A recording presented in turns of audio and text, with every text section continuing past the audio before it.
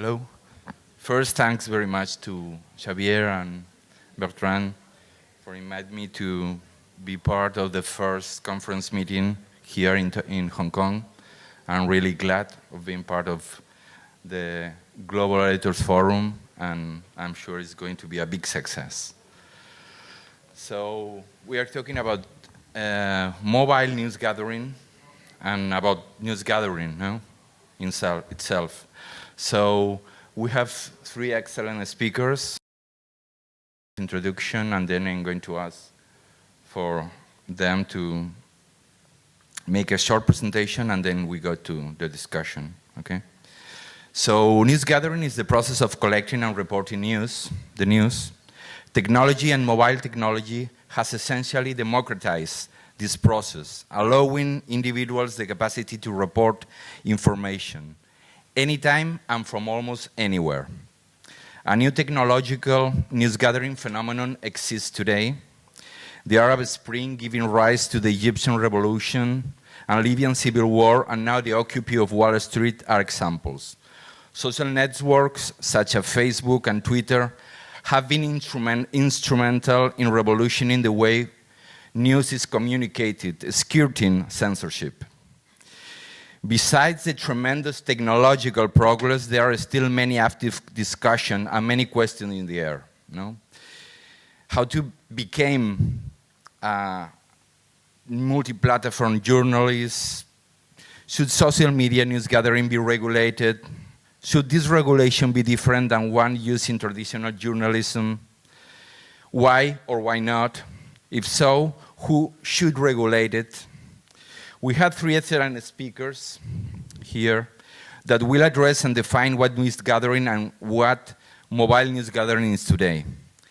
Kerry, Northrup, holds the Turner Multimedia Professorship as a professional in residence at Western Kentucky University, where he trains non-traditional fusion journalists in the technologies and techniques of multi-platform media. Kerry is the kind of editor that uses technology to do his job better as a journalist. He worked with Gannett Newsroom through the United States to help them implement digital photo archives and news management support system. He ended up working with Newsroom through the world of technology improvements, enabling advanced editorial organization and workflow. Then Kerry started helping them figure out how to integrate the web thing into their editorial operations. Eventually, Kerry built the 2.5 million Newsplexer prototype convergent newsroom to help newsrooms with training, demonstrations, and research in advanced new handling technology and techniques. In his own words, his rule one is not about the technology, it's about the story. Never let the technology get in the way of take control. And it's about journalism. With you, Kerry.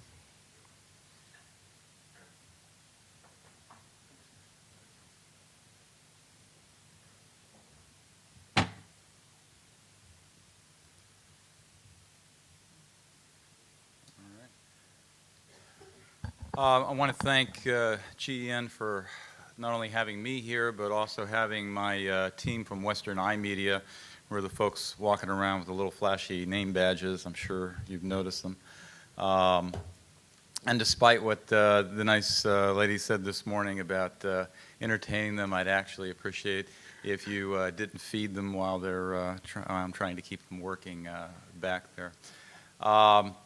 What I was asked to come and talk to you today about is the development, in particular, of mobile technologies. And I've dealt with technologies a good bit since my early career.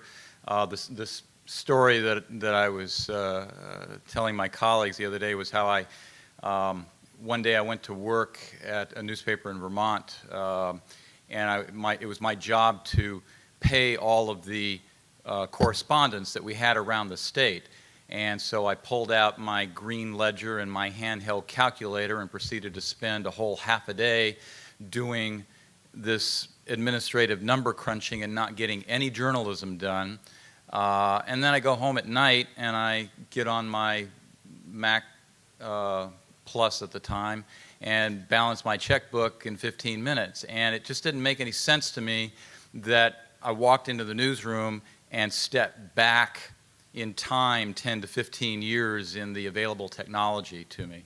So that was kind of the point at which I started trying to look at ways to improve the quality of technology that's available to newsrooms in order to make it possible for us to do better journalism.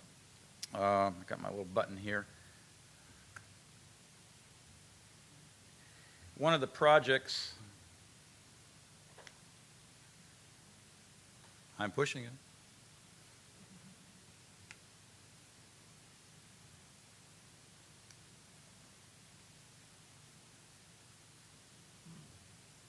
I think you're going to have to, go into full screen mode or something. Speaking of technology.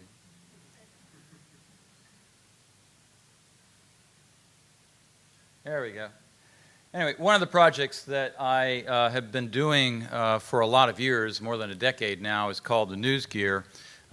Its formal name was started as the Advanced Journalist Technologies Project.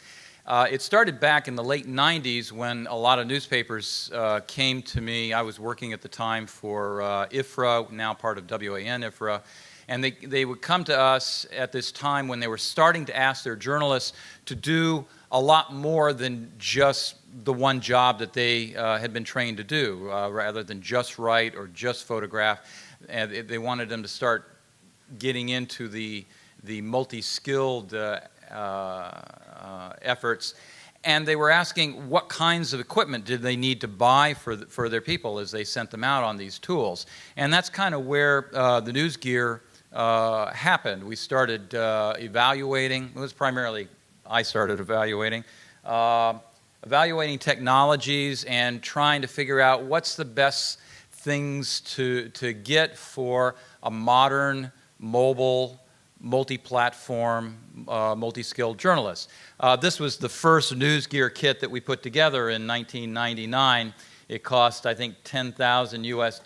It fit into an aircraft regulation suitcase. I did a lot of really great NewsGear presentations at the security desk at airports as they would make me pull it all out and show them how, what it was and how it worked or whatever. But essentially, it's a complete newsroom in a suitcase, in a bottle here. Had one of the first really lightweight but full-powered laptops. The Palm Pilot you can see down there, looking at the needs, the possibilities for putting printers in reporters' hands, and I can go into a whole thing here. But one of the attributes that was in this very first NewsGear in 1999 was the Nokia card phone. It was the very first phone that was created in a form. This is for you guys that are as far back in tech as I am. This is a PCM CIA card. Remember those things? It fits into a laptop, and you can make phone calls from your computer. You could go on the internet through your computer. This is long before smartphones and long before any of this stuff was normal. And it was pretty radical at the time. And one of the things we did with the NewsGear was to develop these scenarios about what would it be good for a journalist to be able to do out in the field, and therefore what equipment would be needed to support that kind of activity. And having mobile communications as part of what the journalists did was a really key part of these scenarios. And as we went through NewsGears going on through the years, there were additional technologies. Oh, that was the first NewsGear that actually wound up in Chinese. I figured that was something neat to show here in Hong Kong. I can't read it, but anyway.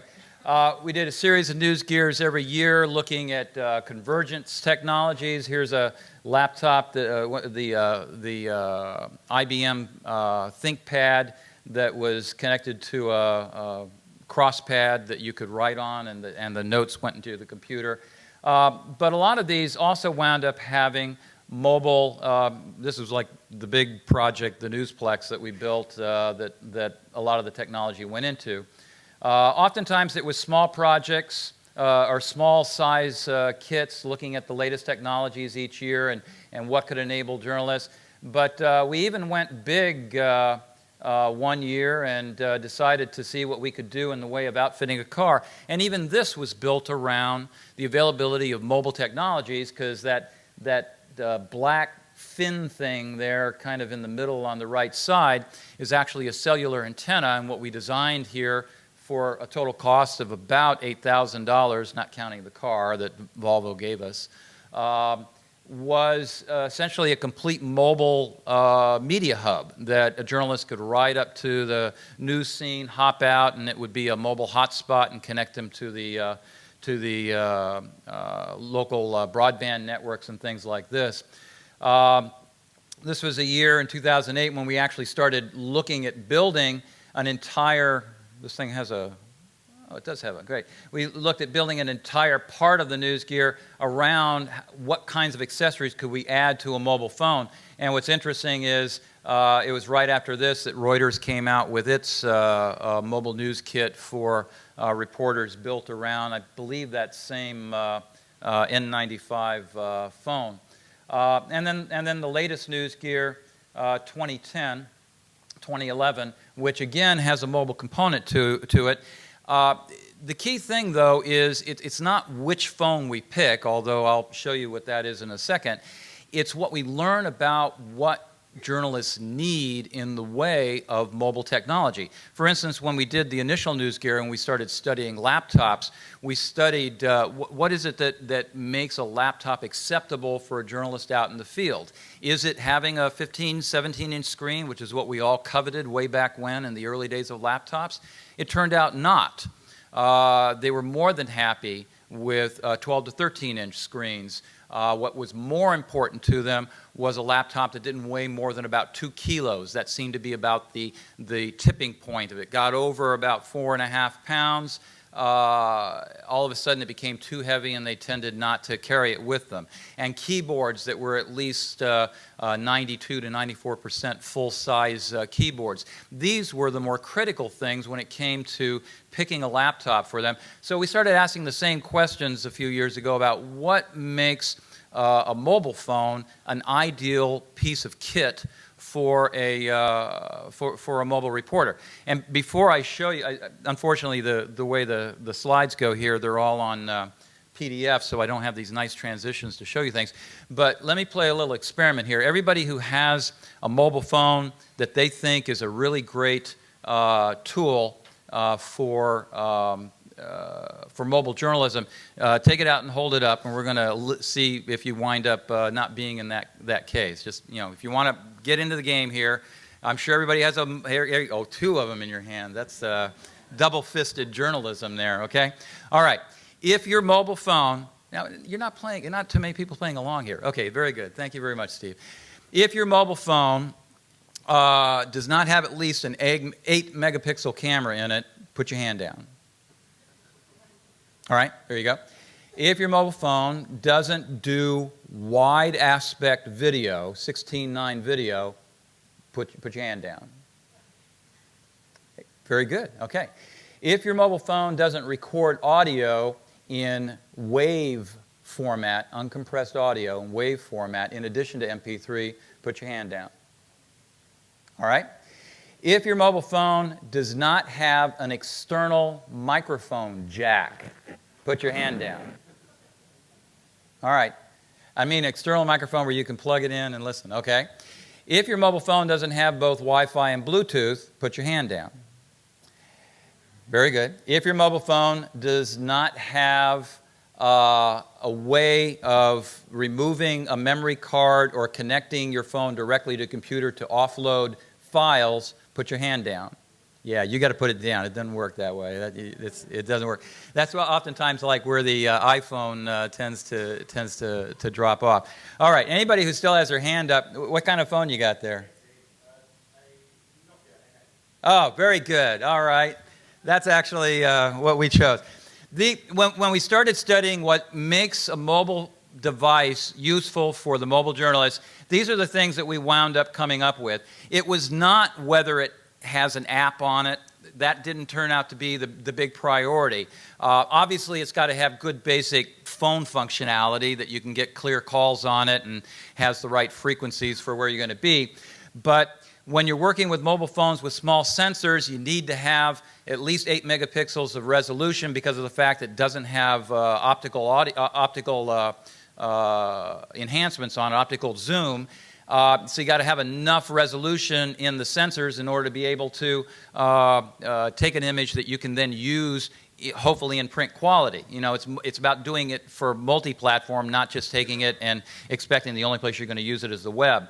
16:9 video aspect, not necessarily HD, but that wide format is what's all the rage, the popular thing on YouTube, Vimeo, all these places online, and you want to try shooting your video in the wide format. Uncompressed waves, so that when you want to record a podcast or some audio, you get good quality audio you can go and edit before it gets compressed, rather than recording it directly to MP3 and you wind up with cruddy audio when you go to edit it.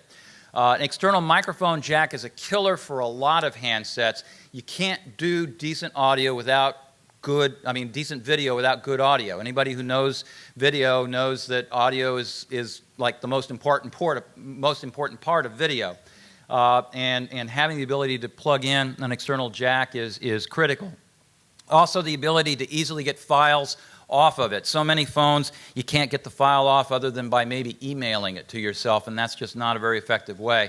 And then the use of Bluetooth and Wi-Fi. Wi-Fi as a preferred network for high speed, and Bluetooth so that you can attach things to it like a wireless keyboard, so that in addition to taking great photos and video and audio, you can also write a decent story on it. All those things go together, and when we did our evaluation for the latest NewsGear, even though a lot of people got ticked off because we didn't pick the iPhone, we wound up with the Nokia N8. It has a sensor on it that's the largest photo sensor, video sensor of any phone that's out there at the moment.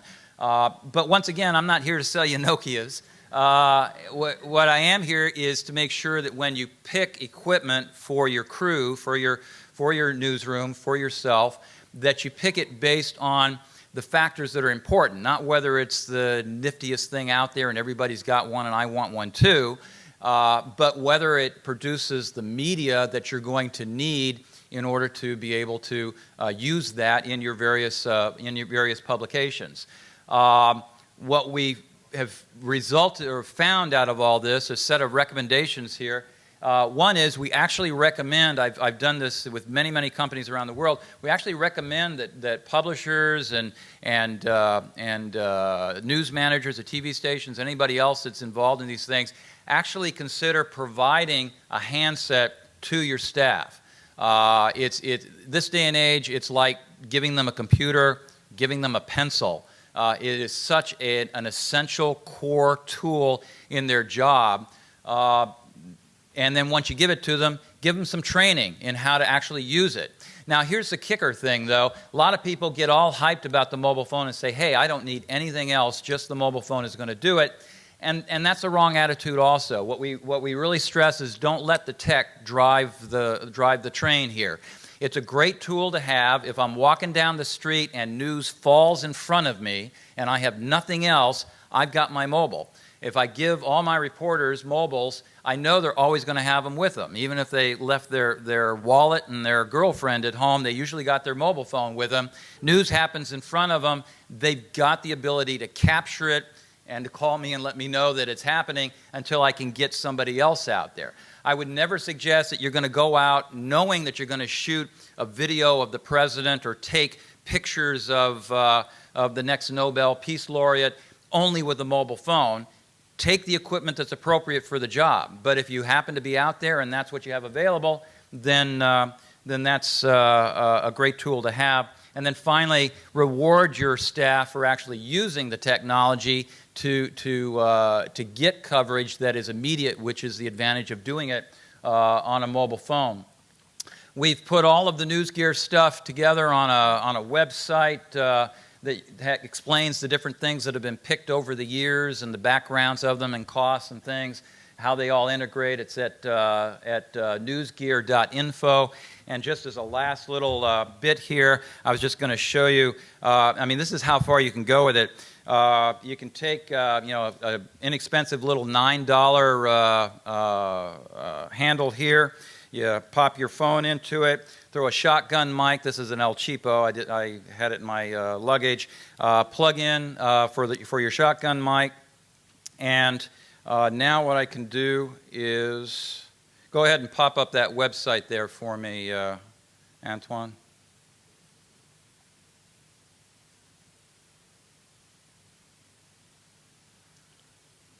Can you get that up? Okay, it's coming.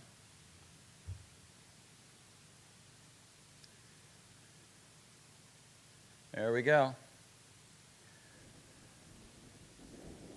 Give it just a second. There we go. Here. I'm actually now using my phone as a television camera. This is live stream video over broadband. Give it just a second. Sink in here. I'm actually now using my phone as a television. Live stream. I'm confusing myself. Live stream video over my camera, direct to the internet, and that's you guys have probably seen Quick before. But the point being that there's a lot of capabilities built into this little handset, and you just got to have the right attachments for it. This whole rig right here, not counting the phone, is probably only about $30–40 worth of gear. So I'm going to stop it here because the network is, I'm probably crunching the network for my crew in the back there. Anyway, thank you very much, and I appreciate your attention. Thanks very much, Kerry. It was great. So now we have Almar Latour. He's editor-in-chief Asia for Wall Street Journal. Mr. Latour, based in Hong Kong, oversees the Wall Street Journal Asia, Asia WallStreetJournal.com, Chinese WallStreetJournal.com, India WallStreetJournal.com, the digital Japanese edition of the Wall Street Journal, another Wall Street Journal edition operation in Asia, in print and in digital. Since his arrival in Asia in mid-2009, Mr. Latour led the launch of numerous digital news and analysis products in Asia, including China Real-Time, Japan Real-Time, India Real-Time, and Korea Real-Time, as well as a scene and the web video show Asia Today. I'm sure Almar Latour will be providing an overview of how Wall Street Journal is administrating and dealing with mobile news gathering today. Almar?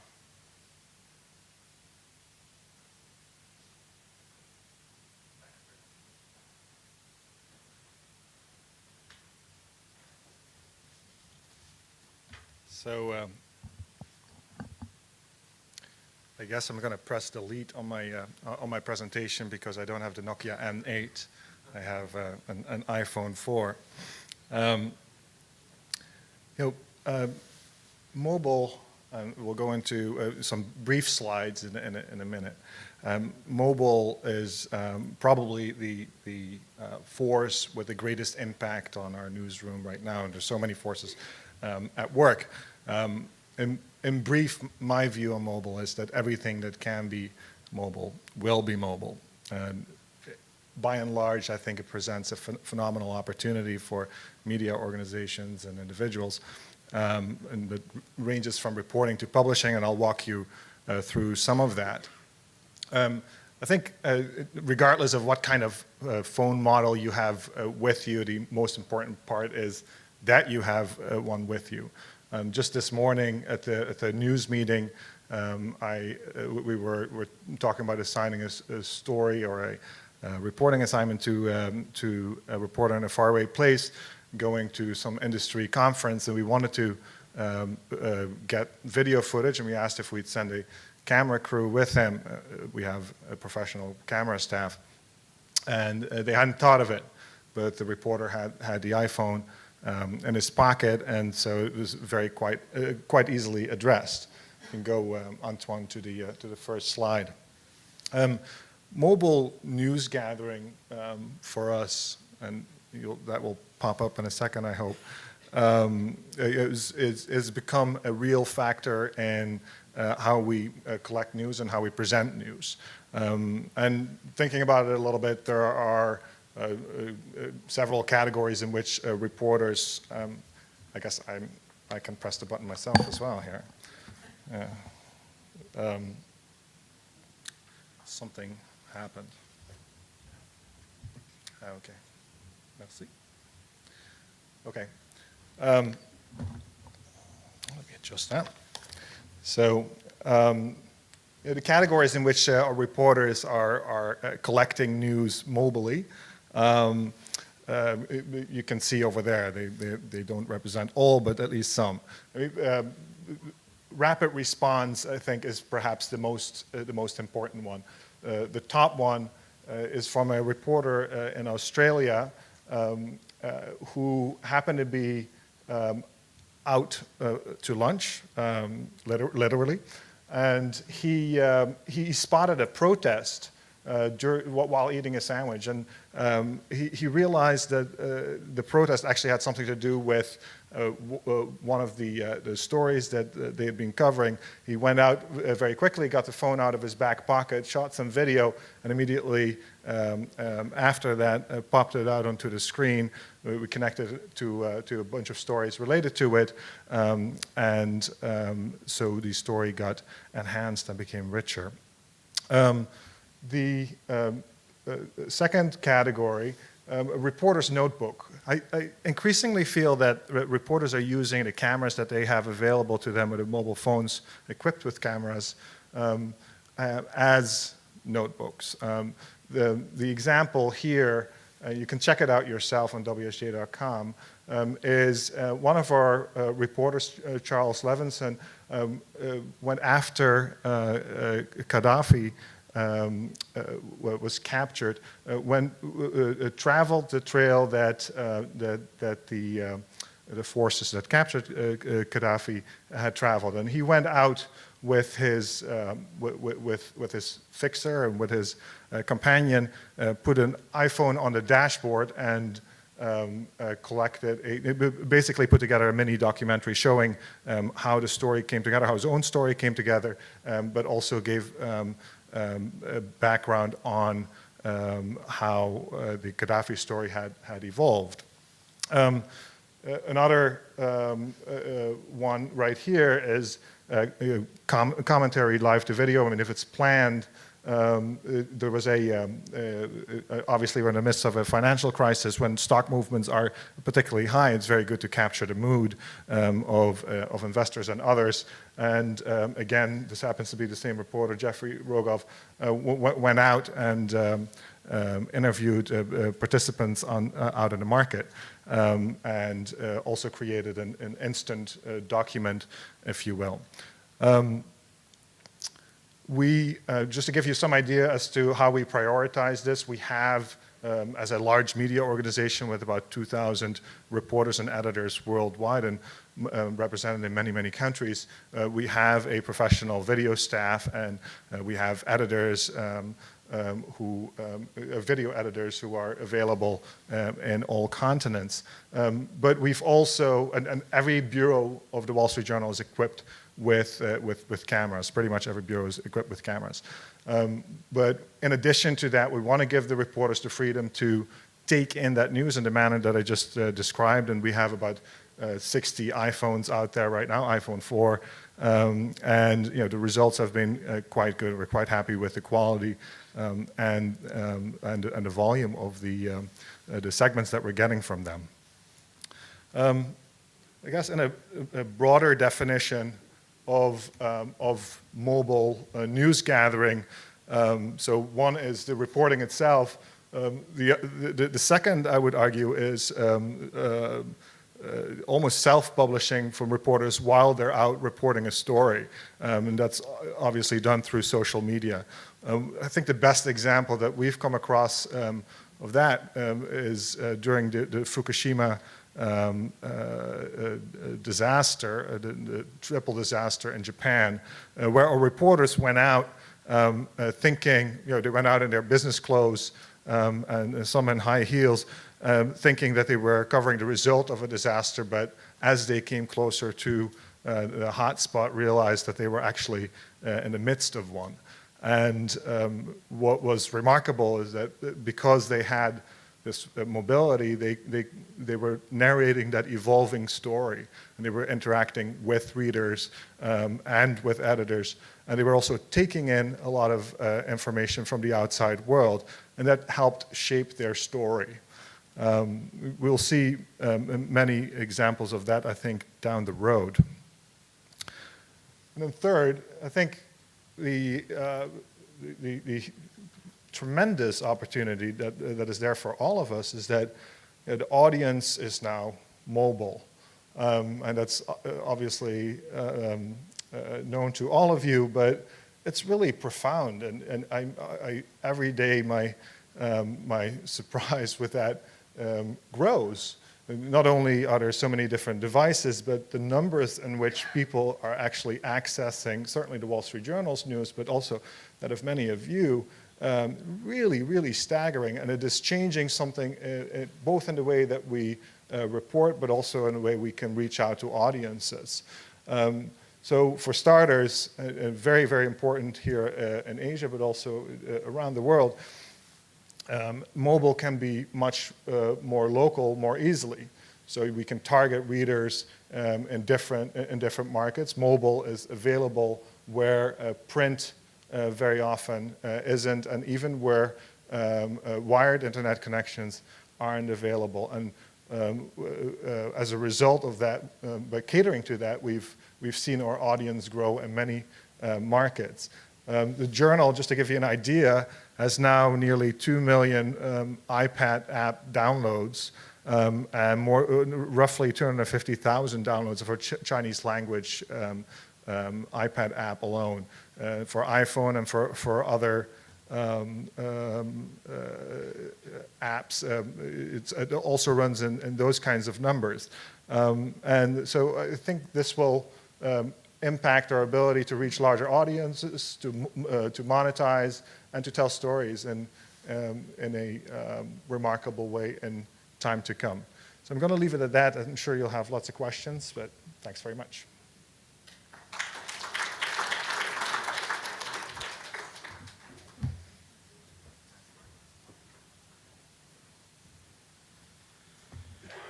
Now we have Ivo Burum.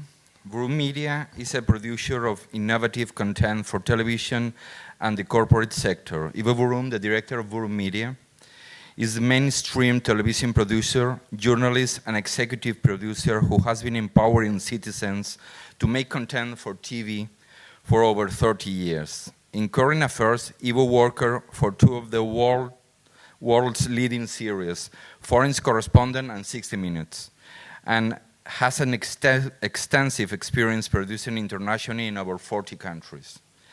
As an executive producer of Race Around Us, he continued his strong interest in providing ordinary Australians with a voice on primetime television. Currently, he is conducting mobile journalism workshops for citizens and journalism students. He's teaching a new breed of journalists to work remotely, online, and in tomorrow's mobile newsroom. With you, Ivo Burum.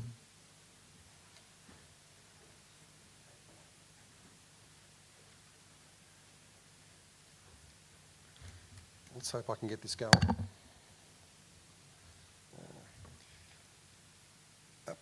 Thank you for asking me here to talk about what we're doing at the moment. It's a small part. It's a small part in a large mosaic of digital mobile work. When Bertrand asked me to come, he said, "What you're doing is really interesting, but how can we align it with our theme, which is the new newsroom, I guess?" And so I thought. And I thought about that for a while, and I've been working in television for over 30 years, and in about 1993 I began experimenting with user-generated content. That's a long time ago now, formatted for television to give people a voice to create their own stories and put them into TV series. That was going quite well for about 10 years until reality TV and the producers of reality TV decided what we were doing was not real. And so we got shafted for a while and we were doing other things. We're back, the pendulum's swung, and we're back with mobile journalism. What I'm working in a field at the moment. I'm training people. It's interesting that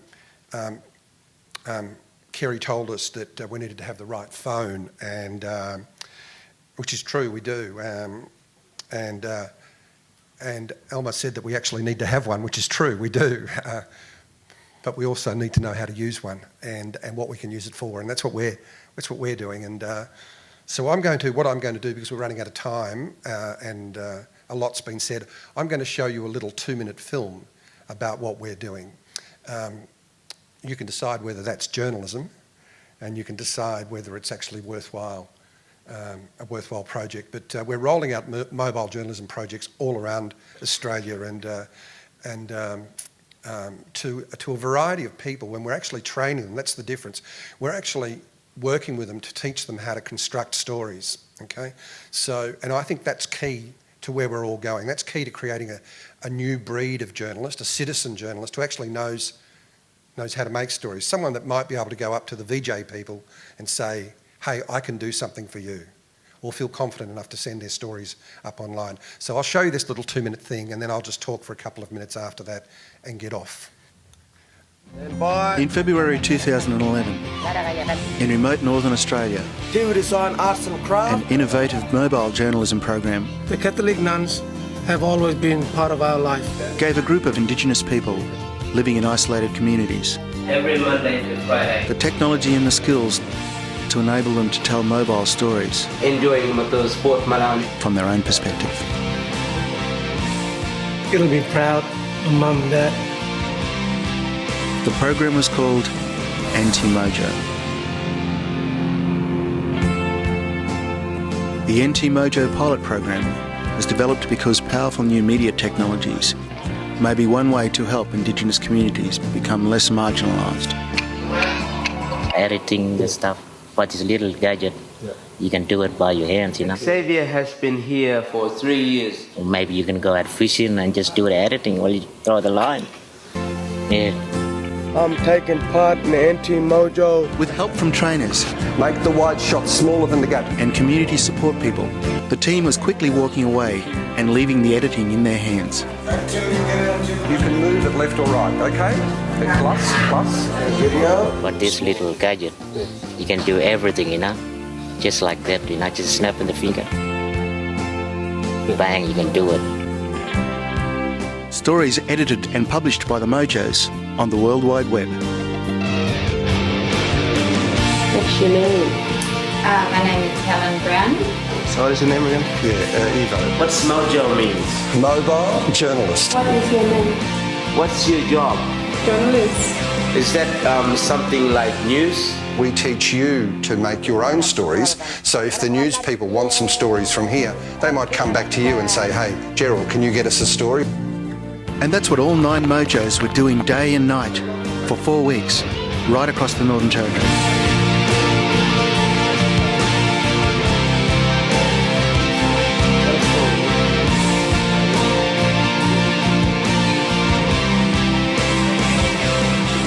A modern technology providing a unique perspective of an ancient world. So, be proud, Yulungo.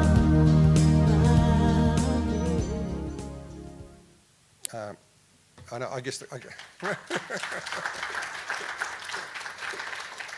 Thank you. I guess I won't go through the slides. I might flick through a few. I guess the question is that news, and what is news? And what it is it's actually empowering people to actually create their own stories. It's giving people a voice. Indigenous people in Australia are the most marginalised people in Australia. So at one level, it's doing that. At another level, it's actually creating journalists in remote communities, and there are remote communities all around the world who can make their own stories and upload them. And I won't talk about the technology today, even though technology is very important, who can upload their own stories from their own communities, with their own perspective. Now, that's really, really important. You know, when we were doing our user-generated workshops, the closest we got, this back in the 90s, the closest we got to people making their own stories was people overseas sending us scripts, which we would put together for them. And I'm here to tell you today that there's a big difference between Stephen sending me a script, a beautiful script that he would write, and I know he would because he's very experienced, and Stephen making a story himself. The feel would be completely different. Is that news? Can these people be involved in the news process?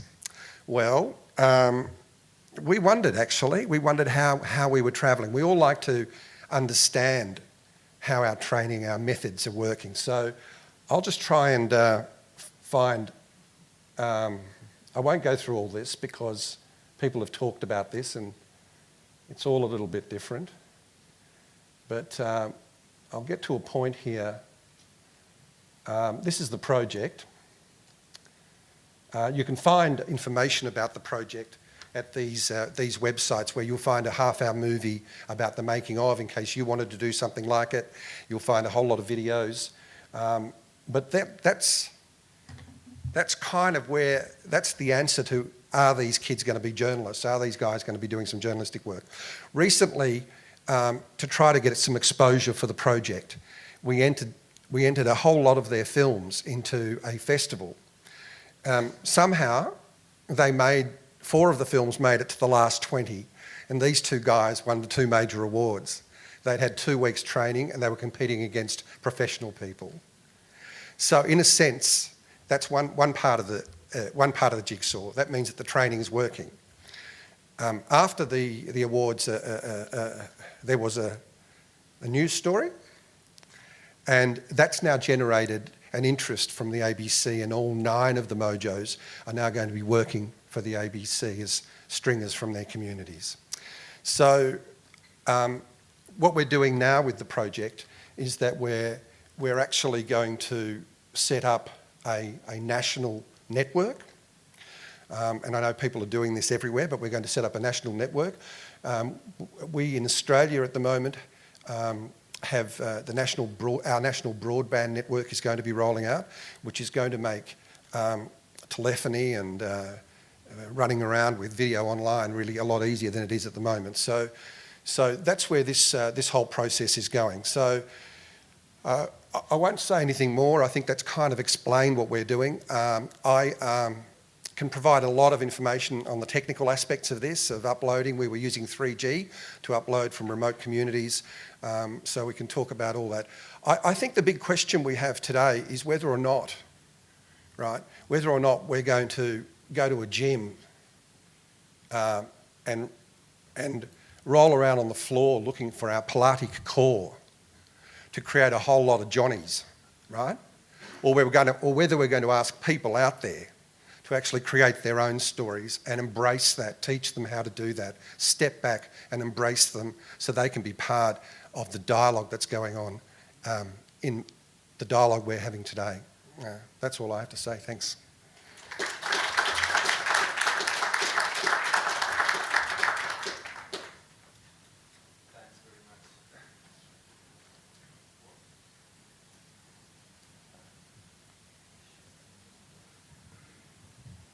It works? Yeah, okay.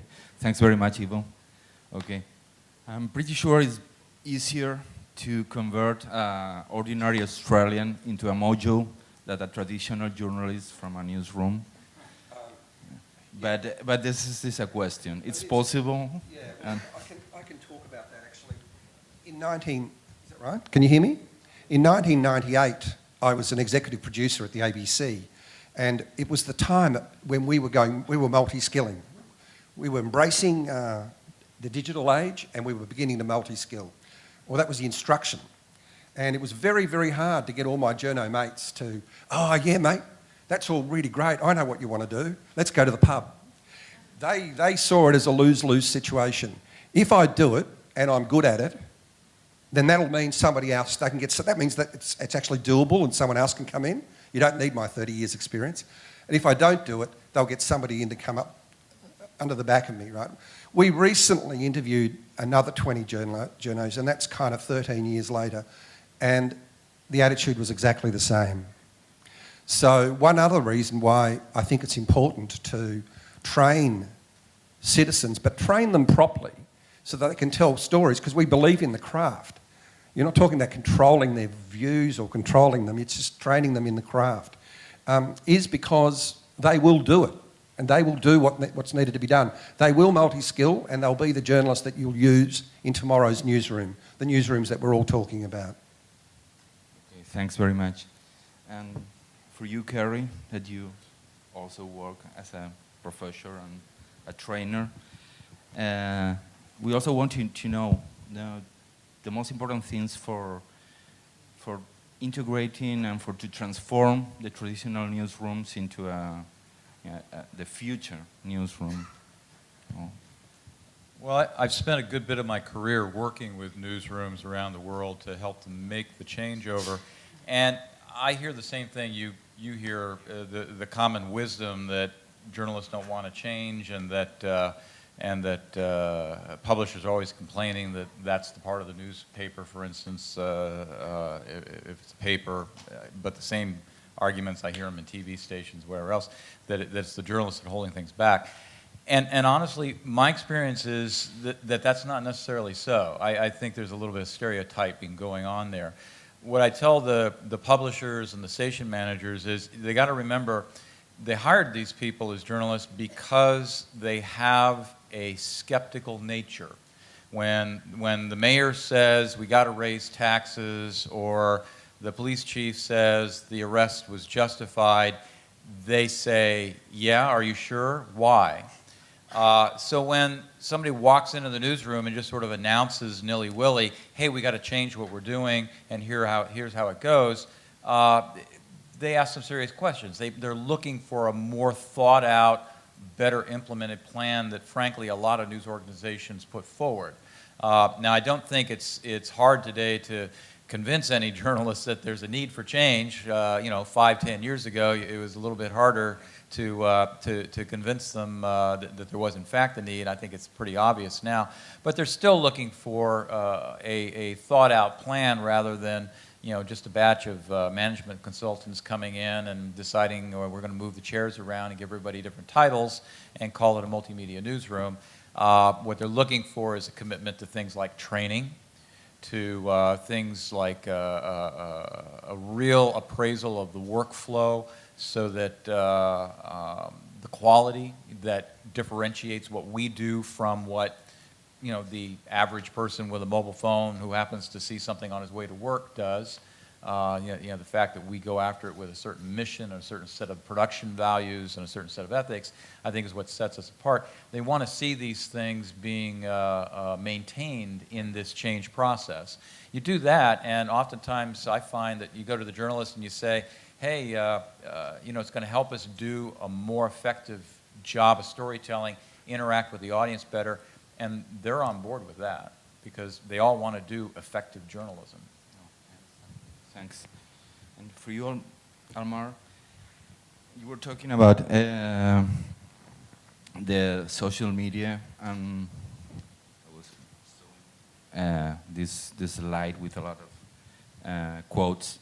And what filters is Wall Street Journal using to work with citizen reporters, and about how Wall Street Journal journalists are using the social networks and mobile technologies in news gathering? Well, a pretty big question. So mobile news gathering, first of all, I think all of our reporters and editors by now know that change in our industry is a constant, and everybody is participating very, very actively in that. And a lot of the change right now filters up from reporters, and a lot of good ideas are all over that organization, our organization worldwide. So I think we're way past the point of people being skeptical. That really is irrelevant at this point. In terms of how do they use mobile technology, we do feel it's important to train people when they use new equipment and when they use a new platform or relatively new platform. So we go about that, I guess, two ways. One would be accidentally or incidentally, when it's prompted by circumstances and we have to quickly train somebody up before we know that they'll be in a situation like that. And the other way is systematically. So we have multiple times a year training sessions for reporters worldwide, where they'll get a week-long multimedia training session in New York. It really covers all angles that are conceivable up to that point. So they get state-of-the-art information from not just Wall Street Journal instructors, but we invite bloggers and a whole bunch of other people from the media universe at large to come and talk to them. And last, I think around all new media, for us it's important that we uphold the same standards that the Wall Street Journal and Dow Jones have when it comes to journalism, when it comes to reporting facts. And so there are rules around that, including for social media. Thanks. Thanks very much, Almar. So we have like just 7 minutes, 10 minutes for some questions in the to the audience.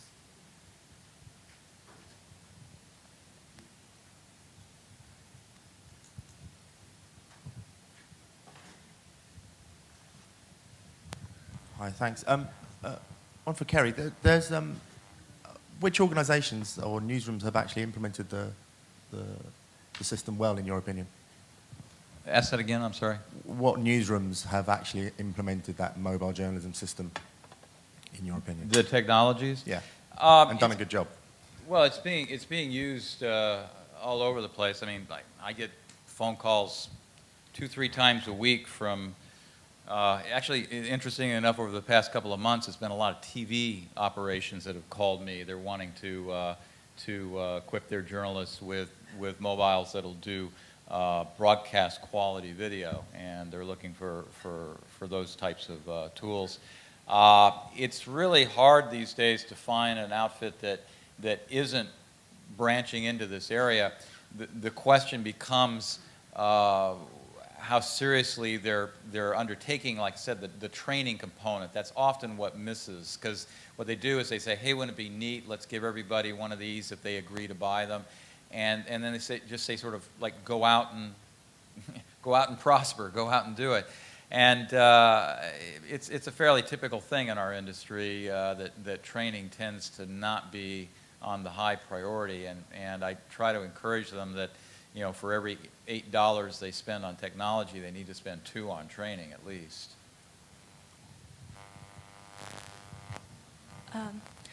I'm Louise from Hong Kong Baptist University, and I have a question for Mr. Burum.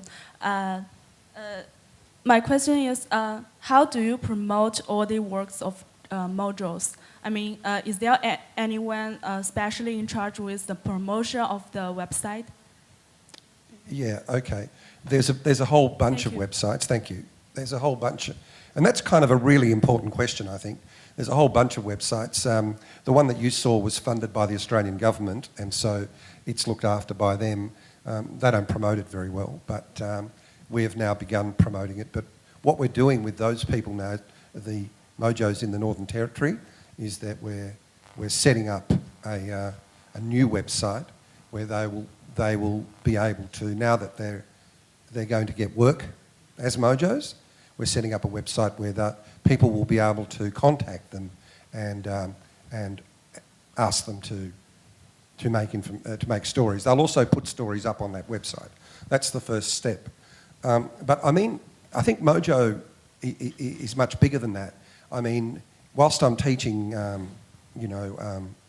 citizens, and I'm teaching teachers and J students as well, I think Mojo can and probably will in the next bunch of months create a format around itself where it'll get back into television, and I think that you'll have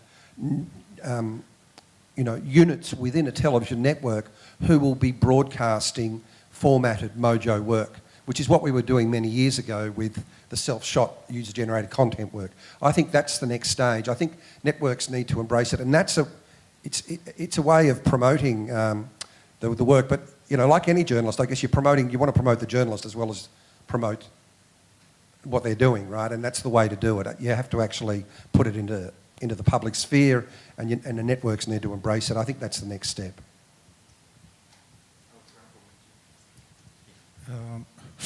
Thank you very much. I have a question for Kerry and one for Evo. For Kerry, this nice experiment you have made for us, the live streaming, is it easy to be done for any website right now, technologically speaking? And for Evo, we have seen a wonderful program you have made. When it comes to shooting, it's very easy. You can do it with a mobile or whatever, and you just press a button. But when it comes to editing, I think you need a software, and then you need a vision for the person, because you put the footage in a certain way to make a story. So how easy is it? What kind of software those people are using, and is it on the same camera or a phone or something? Save everything. And secondly, was it easy for them to create this awareness of the artistic work behind editing such videos? Thank you very much. Well, for my part of it, yes, it's very easy. That particular application I was using called Quick. There's probably about 3 or 4 other apps or services out there that you can do. They're all embeddable in a website. How can I put it on my website? You go to the site, you pick up the embed code, and you go and you pop it into your website, and boom, it's there. Yeah. The most difficult thing is the storytelling, and that's what I was saying before. That's the focus of our work, is storytelling. If you watch any of those videos, like the half-hour video and all their videos, you'll see that the focus is on storytelling. We worked hardest on that. Those mojos had 1 week formal training, and then in communities, I travelled through the communities when they went back to their communities to work with them for a period of 4 weeks. But it was only a couple of days in each place, and I would move around. So what you see, if you ever go to the website, will effectively is about 5 weeks' worth of training. They have a difficult problem with literacy, so that's a problem. If you don't have that issue with literacy, the editing is a lot easier. They picked up the cameras and were immediately able to operate the cameras. No, I'll tell you. We're able to operate those iPhones they were, yeah? And we used iPhone 4s. We used that because we needed the 3G capability, because we were flying the stuff up 3G. We were flying 220 megabyte files up. That's 2.5 minutes to 3 minutes of content in about 15 to 20 minutes. But you can get that stuff up in about 4 minutes if you render it in a low res. I'm happy to talk to you about that later. The edit app that we used the first video edit app. The reason I used that on the iPhone, and I didn't use the iMovie app. I used that because that has 4 tracks of audio and 2 tracks of video. And all of those that are as old as I am and started back in film will know that all you really need is 2 tracks of audio. So that's more than enough. We also used that app because that app also is available for the iPad, so that they could shoot on the iPhone and transfer to the iPad and edit on that. Nobody did. They all love their iPhone. And so that's just one system. If I had more time, I'd talk about, we use hybrid systems as well. I hope that answers the question. Yeah, thank you. My name is Bambang Harimurti from Tempo, Indonesia. My question to Mr. Burum is, how do you finance your operation? Do you sell your product to SBS? Because it seemed like a kind of product that SBS would love to have. And to Mr. Latour, I would like to ask, Wall Street Journal is very well known as the true believer of paid wall. Is that mean that you will not really develop your citizen journalism for Wall Street journals? And Mr. Northrup, just a short question. What is the rule of thumb for life cycle of these equipments? And how do you make sure that this equipment is still, compatible to the next one? Thank you.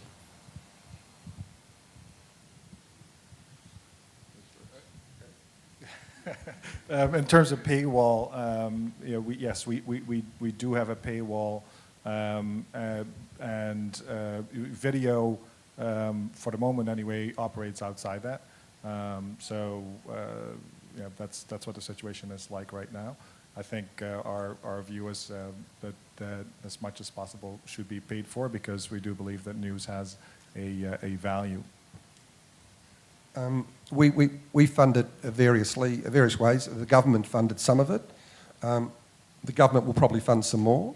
I have a partner, a large corporation that's interested in this.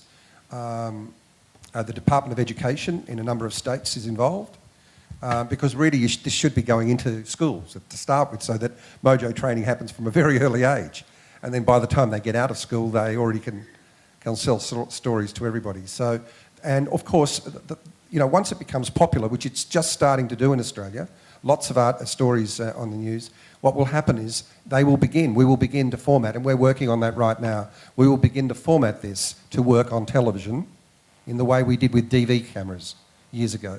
And we will format this to work on television, and then it will generate a whole movement. But the real issue is, I think, in answer to your question very quickly, the issue is the training. If you train a Mojo up to be able to do the job independently, to be self-sufficient, they will generate their own income. And for me, I'm not really interested so much in, even though I'll probably do a series, it's more about training people to be able to do it. And so that's what we're doing. That's our focus at the moment, to leave something behind in the community where we don't have to go back. And that will generate its own funding. Sorry. And for my question, technology these days is revving somewhere between 14 and 16 months. So typically, once every year and a half or 2 years. There's some really serious ROI that comes out of mobile technologies, and so it really makes it easy to justify that kind of an exchange of the technology.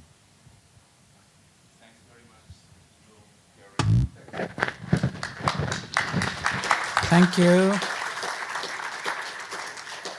I hope this session was interesting, and that next year you will have more hands raised at the end of the questionnaire of Kerry. So, coffee break, and after